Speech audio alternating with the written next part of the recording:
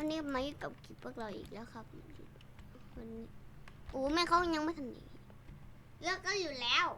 เขาเลิกอยู่แล้วใช่ไหมก็จับปืนมาดิอ่ะทำไมลุงไม่ไปแก้ประตูล่ะ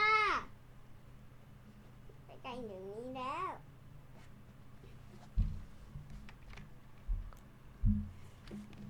ไปเลย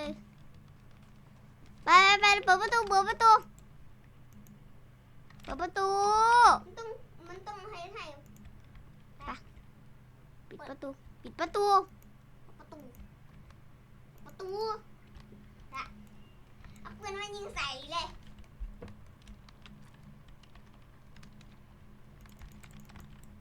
ปืนมันยิงใส่ไม่ได้แล้วกันปืนไหนราคาโคตรแพงราคา 1,000เที่ยวไปนิ่งๆอย่างนี้แหละถ้ามันไปไหนเลยใช่ไหมใช่ดูหนังกินปลาก่อนลูกดูอะไรลูกดูพ่อ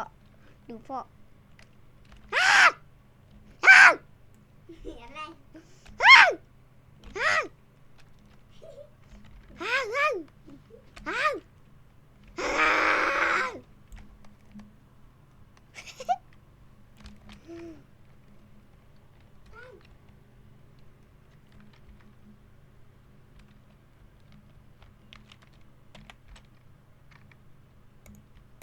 เจ้าพ่อมันตีลูกทีเดียวดิ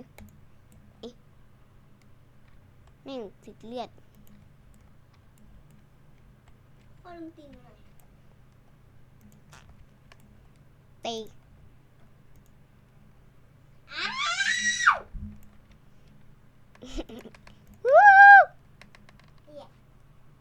ตายแล้วคุณพ่อเพื่อนตาย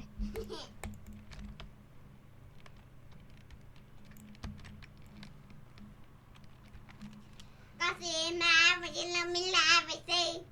ให้เพื่อนให้พ่อทำไมคนใหม่คุณพ่อไม่ไปใกล้แล้วก็กดก็จะกดแบบนี้ฮ่าฮ่าฮ่าฮ่าฮ่า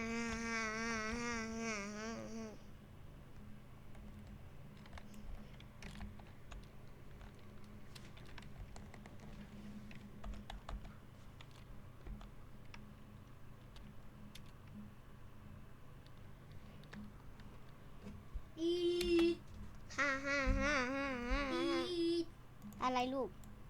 เดี๋ยวพ่อขอไปขี้ก่อนนะ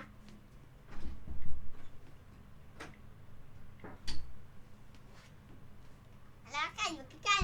ๆอะไรวะใครอยู่ใกล้ๆนั่นลูกก็ยังโทรหาพ่อแล้ว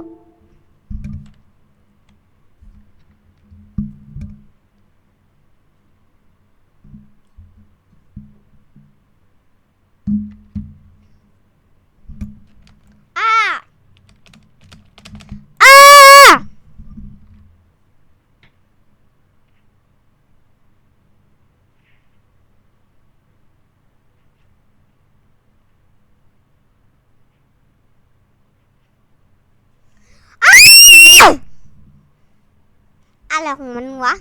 ใช่ไหมลูกใช่แล้ว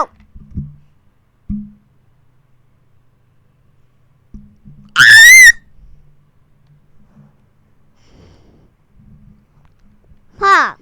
อะไรว่ากำลังใกล้ตายแล้ว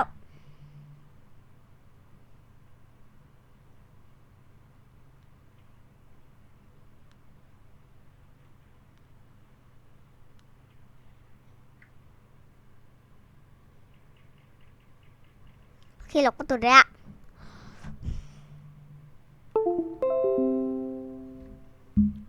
พ่อลงไปสักหาลูกหน่อย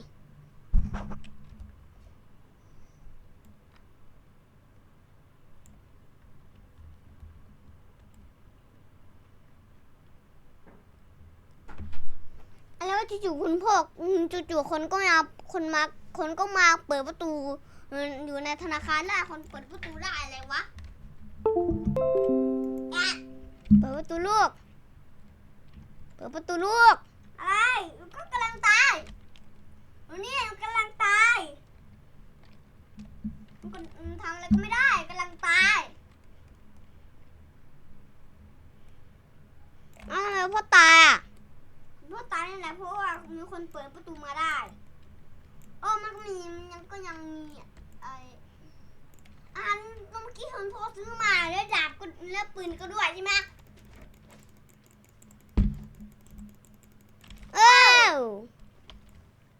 วิวเปิดประตูปุบประตูนั่นเป็นของคุณแล้วกันก็ยังมีไอ้ผู้ชายคนกันไหนนั่นอยู่เอาคิดที่จะฆ่าหนู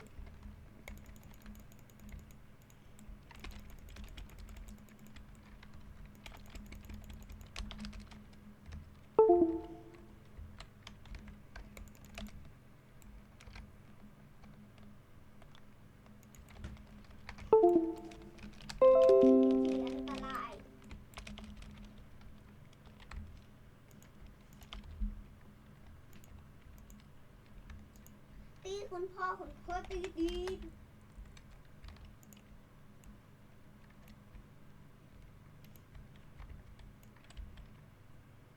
มาเลยคุณพ่อไม่มาน่ะไม่เป็นเพื่อนพ่อเอาเงินให้มาแล้วเปิดประตูดิไม่มันเป็นเพื่อนพ่อพ่อเนี่ยพ่อก็ลูกก็เอาเงินให้มันดีราคา100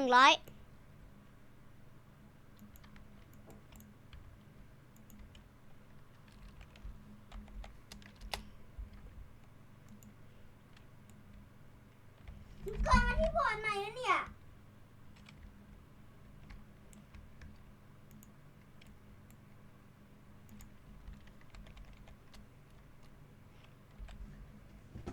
หนูตายทุกมื้อแล้วเนี่ย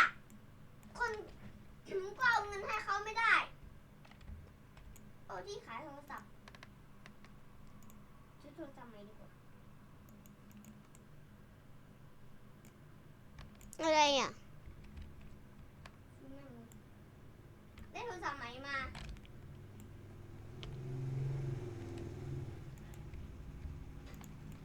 ได้โทรศัพท์ใหม่มานั่นมันจะธนาคารแล้วเราไปเอาไปปล้นธนาคารแล้วยังไง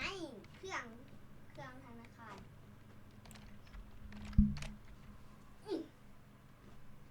จะติดตรงไหนวะ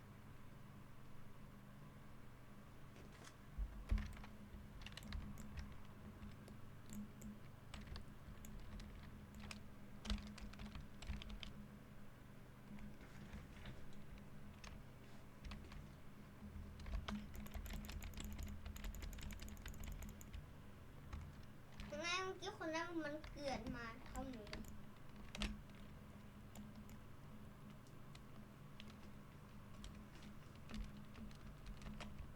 ก็ตุยการตุยตายกินโง่มากเลยมันฆ่าตัวตายออกเกมเกมนี้ไงลูกเกมนี้เมื่อกี้พวกเราจะเหยียบหัวแล้วพวกเขาจะกระโดดเนาะค่อยไม่แต่จังละละมีคนเต็มแล้วต้องรีละคนอยู่บ้าน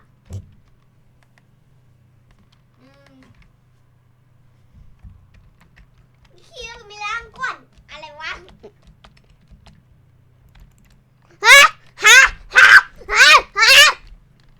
คนเต็ม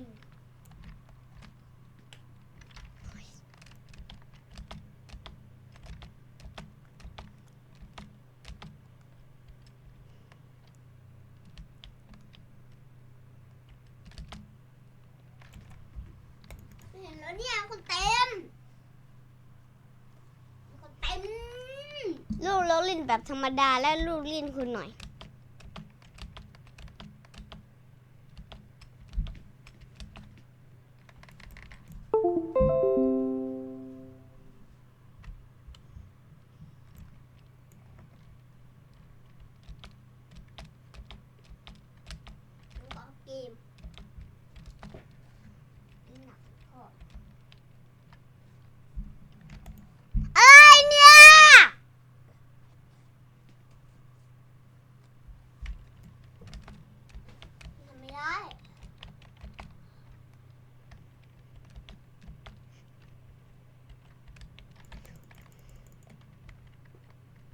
หาอีสมมันมาเนาะ ใช่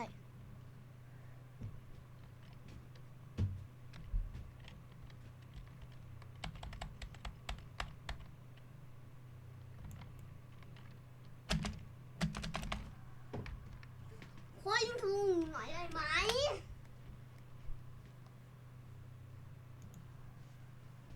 ถูกยิงทีนี้พวกเอาเกมออกมาดิถ้าแบบนี้ดิโรงเรียนนะเขาเล่นหนังเลย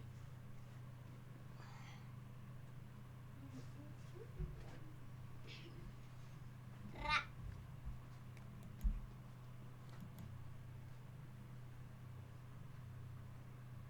กดว่าคนอยากได้โรบักดิ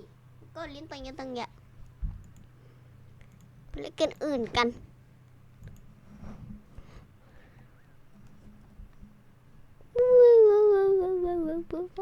ได้กินโอ้เกมแกะน้ำตาลนี่กันพอไม่ทำไมลิ้นเดียมาลิ้นไม่ลิ้นคนเดียว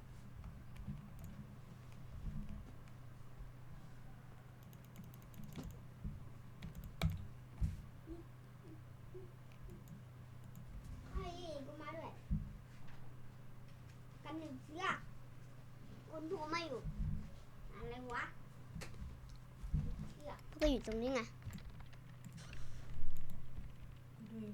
เชือกใช่คนโทรอยู่ตรงนั้นแล้วก็อยู่ตรงนี้ทำยังไงอ่ะ สูดเอ้า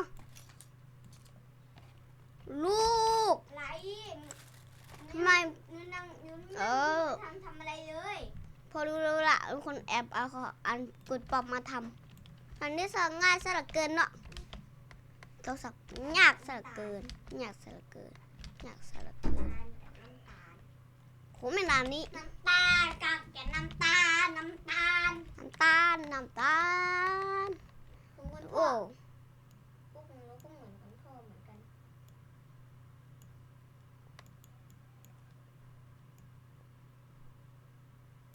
นึกพ่อตาย หนูก็ตายด้วยก็ตายด้วย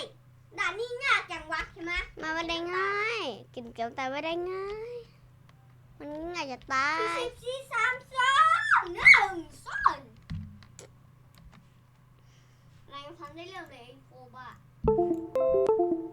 หนูกาคุณพ่อน่ะอะไรวะใช่ไหมหนูก็กา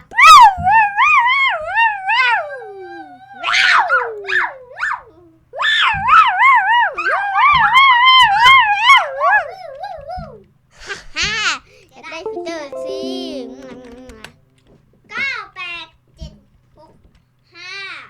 4 3 2 1 0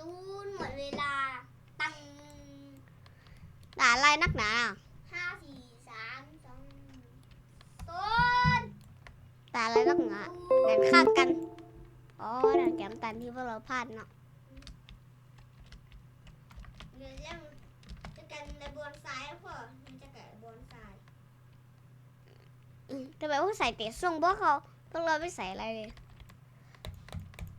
ก๊อกก๊อกก๊อกเปิดประตูวาง ทำไมหนูโดนตายอ่ะ แล้วก็พ่อเกือบพลาด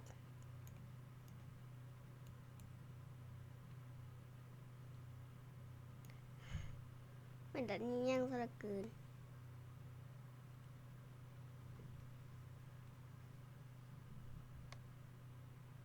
ชนะ เหลือติด3 คนที่เป็นลักษณะ ส่วนรักยังหมดแล้วเวลาหมดแล้วก็ไปนี่กูบาใช่ไหม ทำให้มันต่ำสุดเลย อันนี้ก็ต่ำสุดด้วยนะอ้าวก็มีตัวไหนเร็วนี่หว่า เขาก็เอาสารมันปั่นกินใช่ไหมสูนกินอะไร ที 3 2 1 0โอ้ได้แกมตาลอีกแล้ว กแล้วโกโกมาโกโกมาโกสิเพชรสันนิษฐานอ่ะสันนิษฐานอ่ะมันไม่มีดาดึงเสือกแจ็บปอดโอ้ดำหัวสี่เหลี่ยมลูกคือดาแหละ สี่เหลี่ยมเหมือนพ่อเลย ทุกคนก็ดานสี่เหลี่ยมใช่ไหมอ้าวพ่อตาย งั้นฉันได้ตายยะตายด้วยได้สี่เหลี่ยมมันยากจังวะใช่ไหมโอ้โหป๊อปเป้ อ่ะปุ๊บปุ๊บเป๊ะตู้ใครอยากเติมลมปลาใครพ่อด้วยพ่อขังคุกโอ้แม่ด่านนี้อีกละ คุณพ่ออยู่ตรงไหน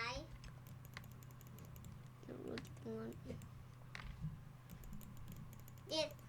หกห้าสี่สามสองสี่สามสอง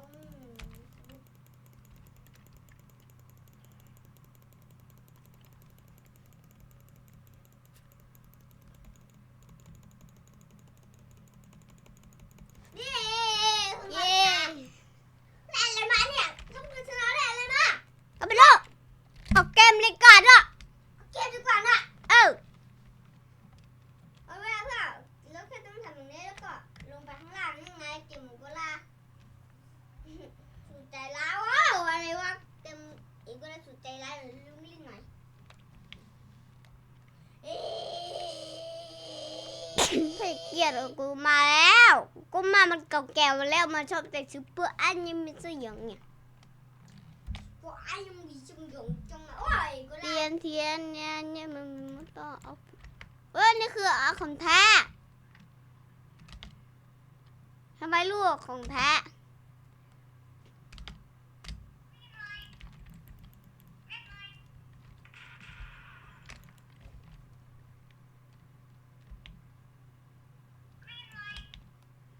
ไม่ไหว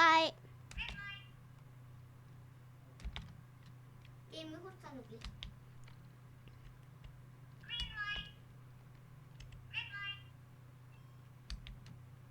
ปรปรไม่ไหวกี่ไร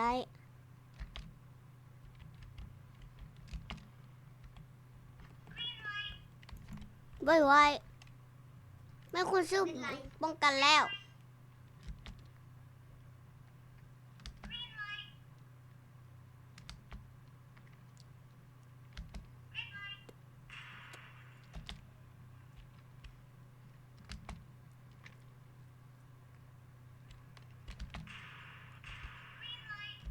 เย้ชนะแล้วชนะแล้วที่ชนะแล้วได้เงินมา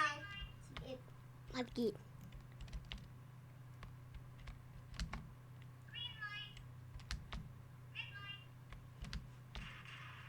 อะไรเนี่ยถ้าคุณเกณฑ์วาพวกเราไปถึงชิงชัยแล้วว่าพวกเราบาดพวกเราออกไปไม่ได้หลายลงลิ้นหน่อยลงลิ้นหน่อยเป็นของปลอมของปลอมนั่นของปลอมนั่น ของปอมแน่นอนของปอมแน่นอน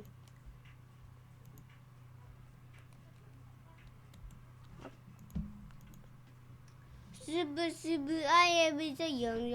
都没มี天ai mấy mà một tu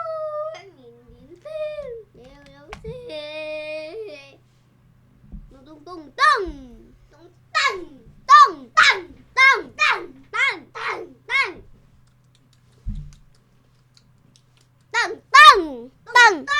tăng tăng tăng tăng tăng ชื่อว่าอันนี้ทุกคนดูนี่นะนี่ขับตังนะใช่ไหมแล้วเนี่ยทุกใครขับตัง กะติกโอ้แม่งรออะไรนั่นน่ะเฮลิคอปเตอร์เฮลิคอปเตอร์เฮลิคอปเตอร์เฮลิคอปเตอร์เฮลิคอปเตอร์เฮลิคอปเตอร์โมจะกบารบรลงไปข้างล่างสุดเลยเขาน่ะ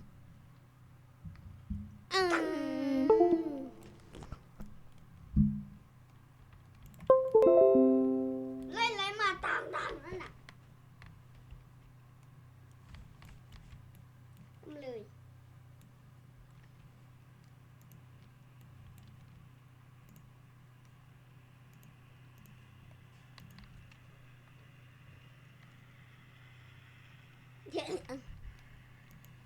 ว่าจะสร้าง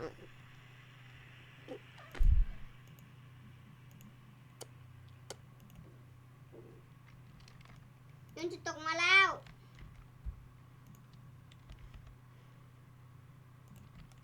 ยนต์นั้นก็จะตกมาแล้วมา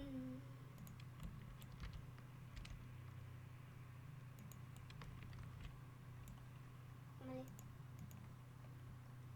ก่อนลูกอันนี้ออกเนี่ยมันไม่หลุดออก เกมนี้อย่างง่ายเลยการแข่งใช่ไหม ว่ามันหลุดลูกปืนออกไม่ได้เขาหลุดนี่ออกเลยมันหลุดไม่ได้ละโอเคละ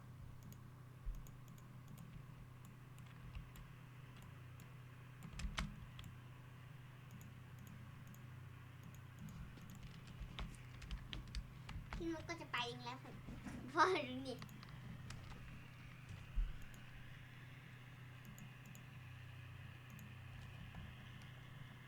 มีทะเลทรายด้วยจะไปเรื่อยๆ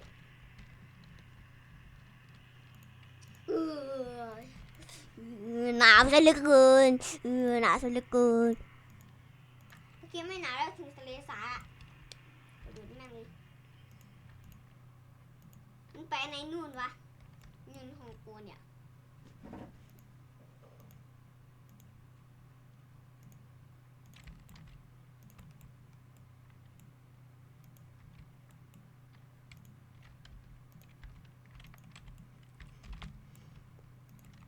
ข้างในมันมีอะไรเนี่ย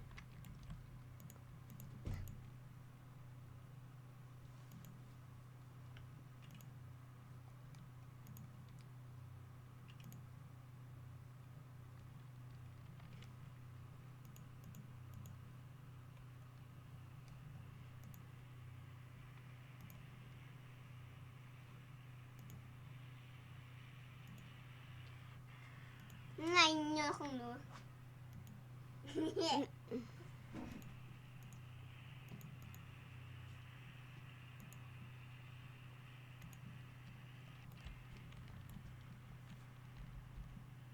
วางเลย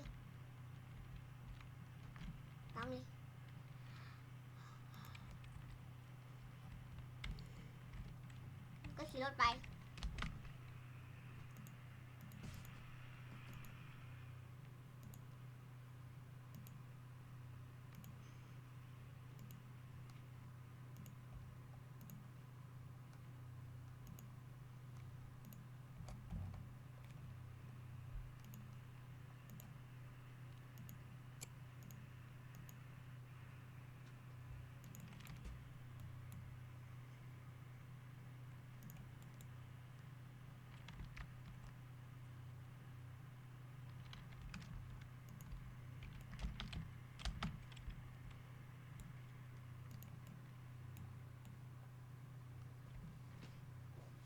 ก็หลุดเ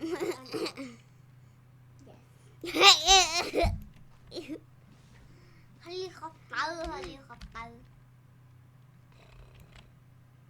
ดูนี่เมื่อกี้คุณพ่อใกล้ถึงแล้วเนาะคุณพ่อน่ะ ต้องสร้างอะไรเพิ่ม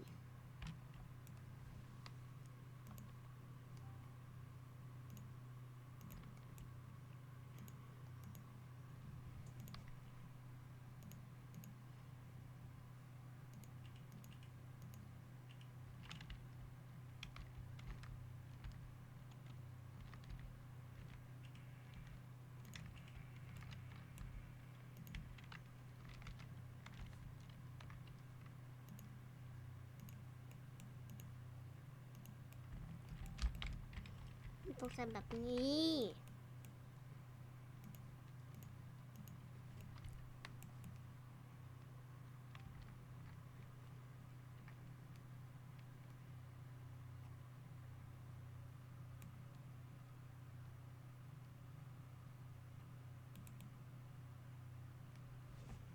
นี่ว่าค่ะยาม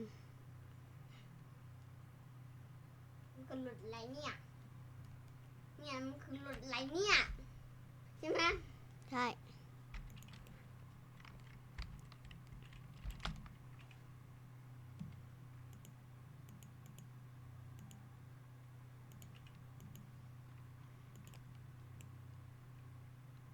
โอ้มันสามารถไปได้แล้วก็เฮลิคอปเตอร์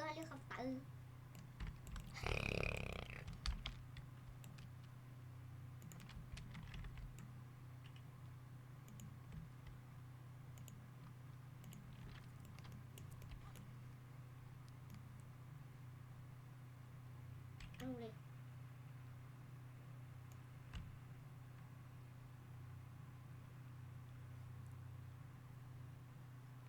อะไรของกินนี่หว่า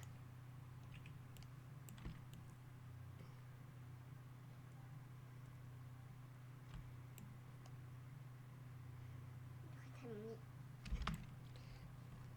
นี่เรือสปอร์ต นี่เรือสุดเทพอ่ะหนาวเหลือเกิน ปากคำหัวแม่จะให้กว่านิดหน่อยง่ายฮ้อนขึ้นเลยก็อันนี้ก็ตั้งตั้ง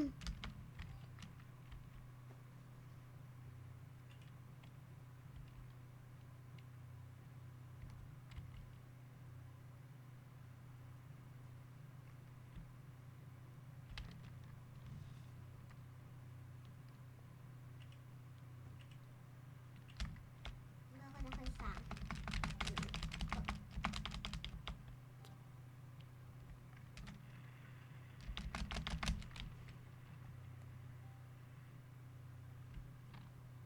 ใส่ลงแล้วก็เพื่อเก็บมาดูเลยทันเดียว ก็เป็นดูโลชั่นดี ฉันรู้แล้วแล้วก็นั่นมาดูด้วยฉันดินี่อะไรกันเนี่ย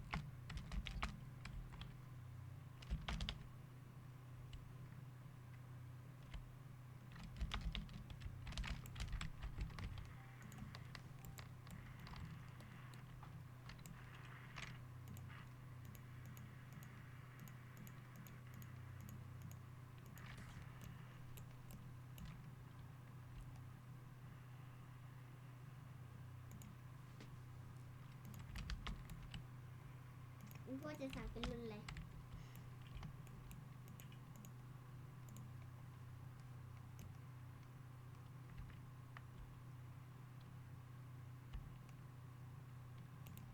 ฮาริโกเตฮาริโก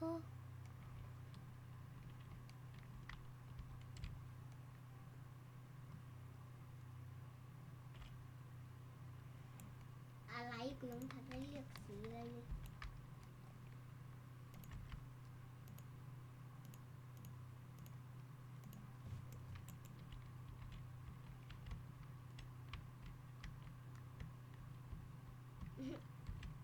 ผมไม่มาสั่งรถ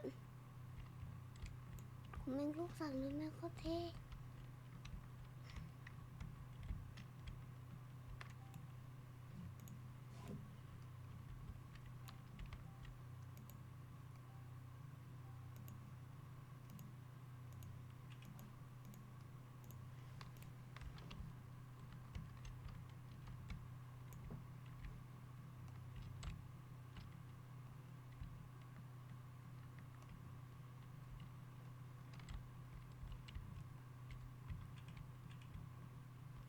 แล้วก็ต้องทำให้แล้วมันมีที่โล่เดียวหน่อยโล่เดียวมันจะทำได้ไหมใช่ไหมเพื่อน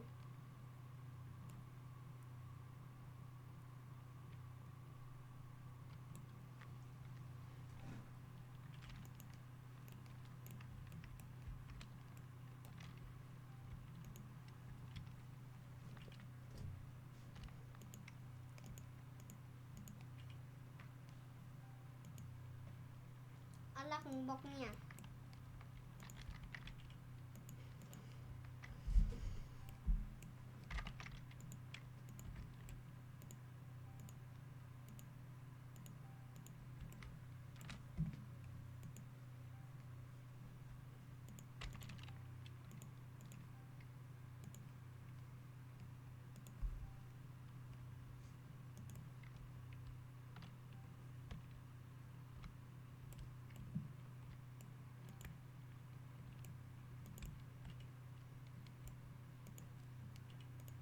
ยังกากเลย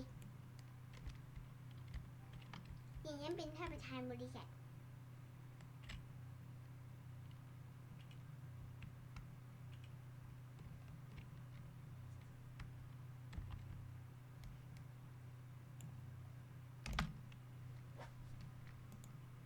ก็วางก็เริ่มเลย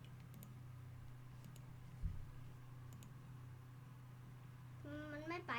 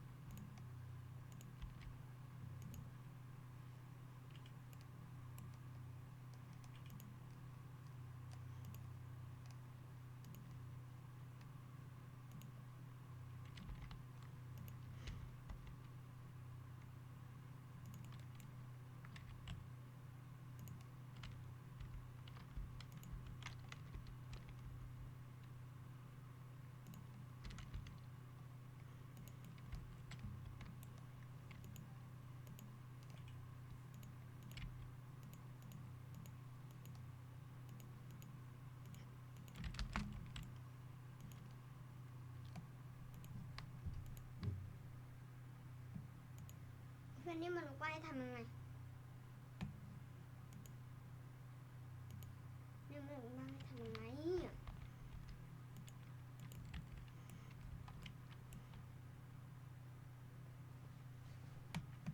เพื่อนนี่ต้องทำยังไงมันกดทำไงกูกดปุ่มไปมันเยอะกดปุ่มคนนี้อีก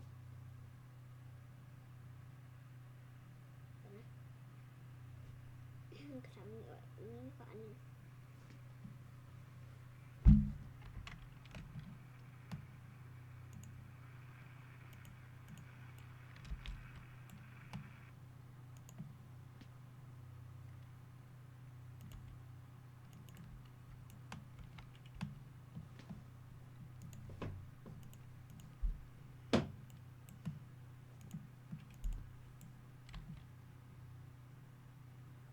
ก็ยังไม่ใช่แบบนี้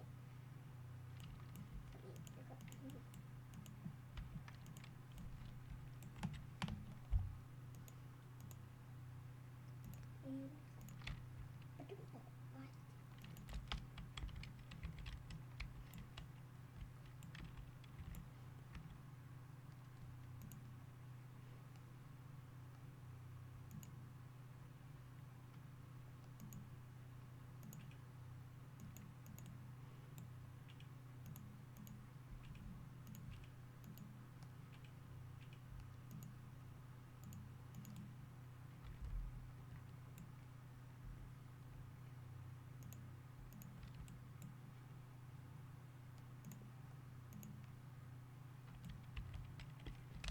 นี่รถวีวอล์กวิ่งมาวิ่งมา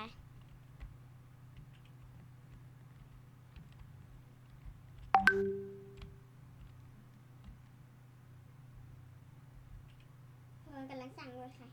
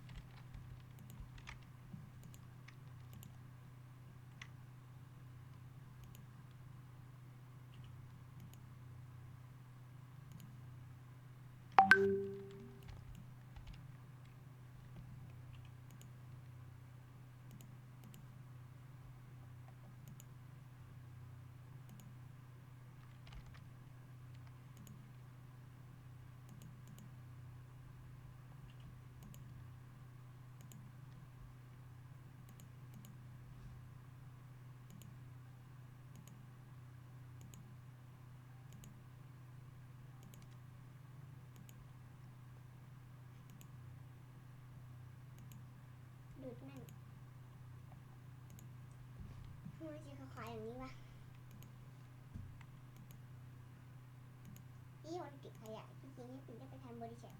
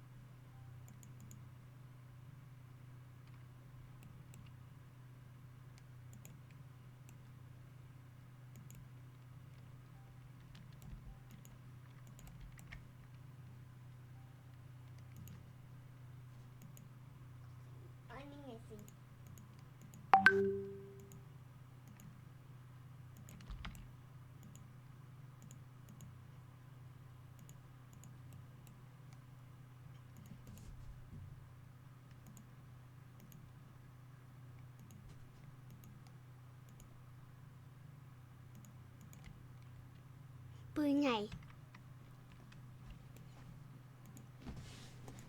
ก็งั้นก็จะเอา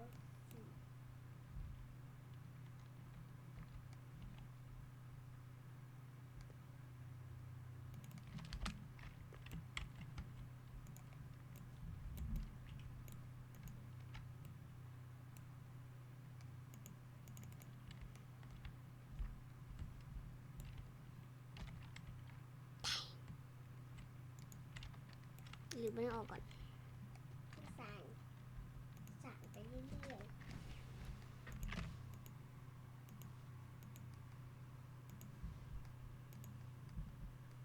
แล้วก็เริ่มเลย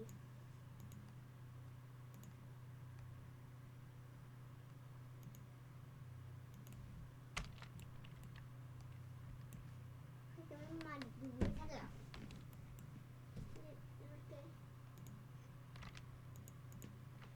นั่งไงฉันดูฉัน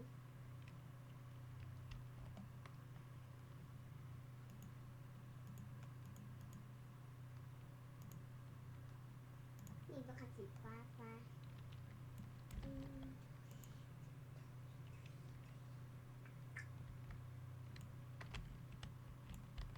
นี่พอดีมันสามารถทำให้เราแรงไหลได้ไงเกลลองขับให้ฉันดีอย่างเจ้าเลยเงินทางตันด้วยอย่างเจ้าให้บอกว่าเลยใช่อย่างเจ้าอย่างเจ้าชิมหายนะลงทางไหนเพื่อนลงไปแล้วก็เกลือลงทางไหนงั้นฉันขอใกล้ๆก่อนนะขับรถดีให้มันนะครับถ้าฉันขออยู่ใกล้ๆหน่อยคนหนึ่งสองสามจริงห้าลูกพัง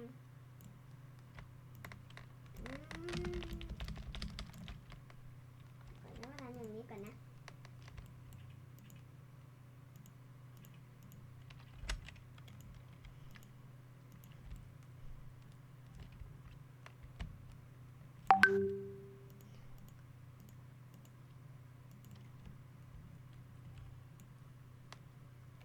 ง่ายทำให้มันสปอร์ตไปเรื่อยแล้วก็พวกเราจะค่อยไปแข่งกันแล้วก็ต้องค่อยเริ่มกัน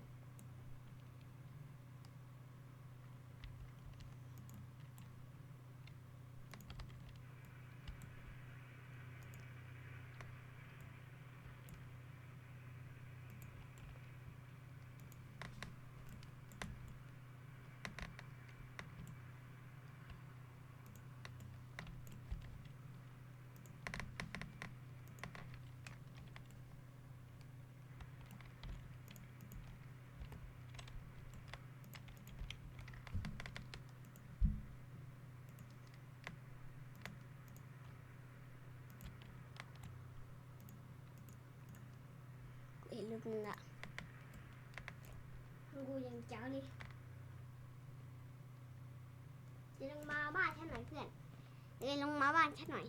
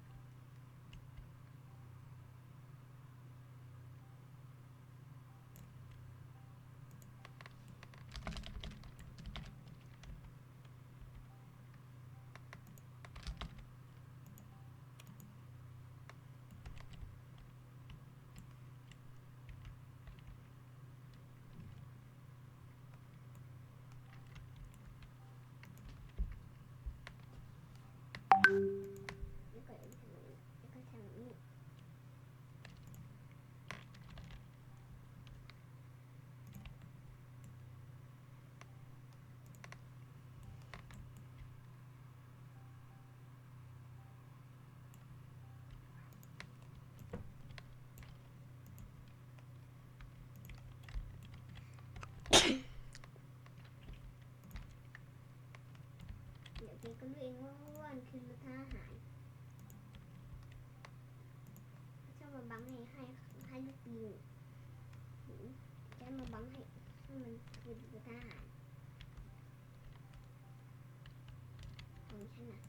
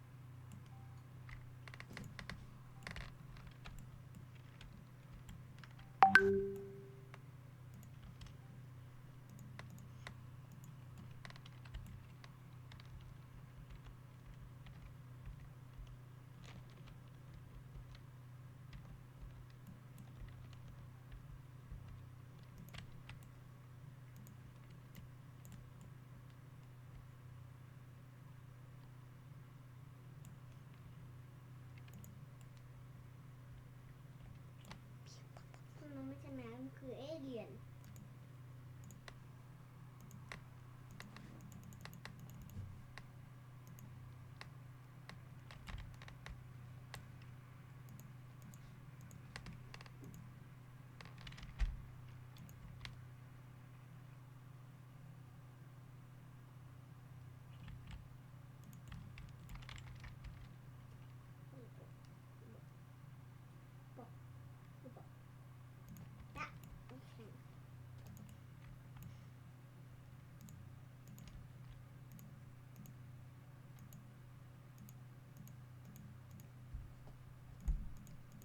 ไม่เกมไม่แข็ง ก็กำลังสั่งรถทหาร ฟอกดี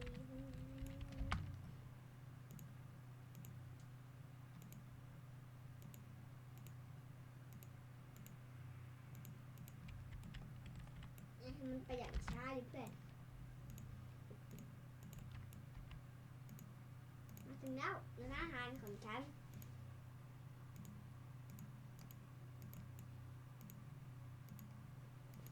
ก็ดูนั่นดีร้านอาหารของฉัน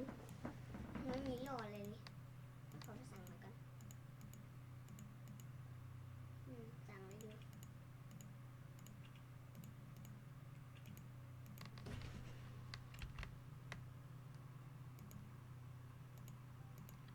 ตาบอดแสบตาบนเนี่ย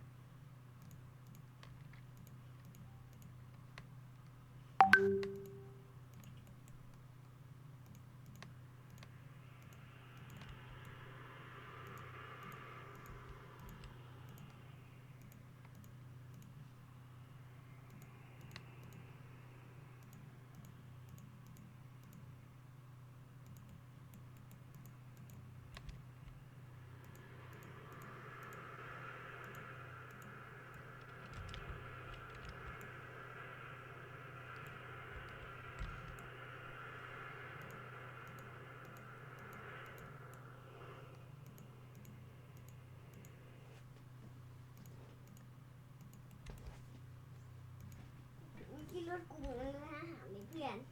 เสียงเหมือนรถทหารเลย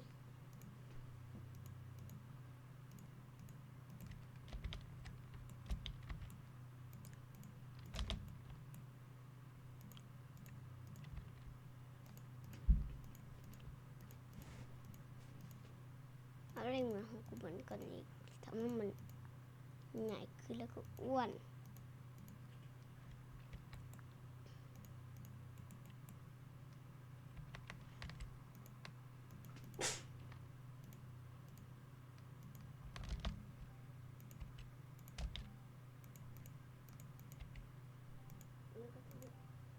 และลงมาแข่งกันเลยเป็นอะไรกับเรือคันนี้เนี่ยมาจอดบ้านมาจอดหน้าบ้านกูเลยอะไรถึงแบบนี้มาจอดหน้าบ้านกูเลย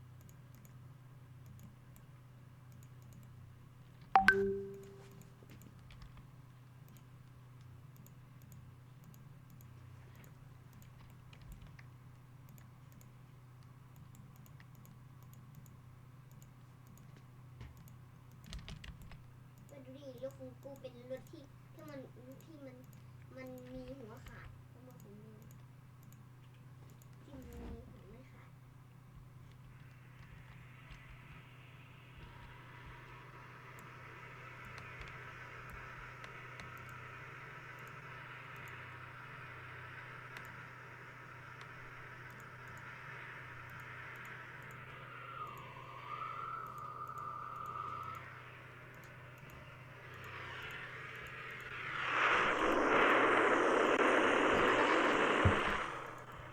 ถ้าทุกคนชอบคลิปพวกเราอย่าลืมกดติดตามและกดซับสไครป์เพื่อพลาดคลิปใหม่ๆด้วยครับบ๊ายบาย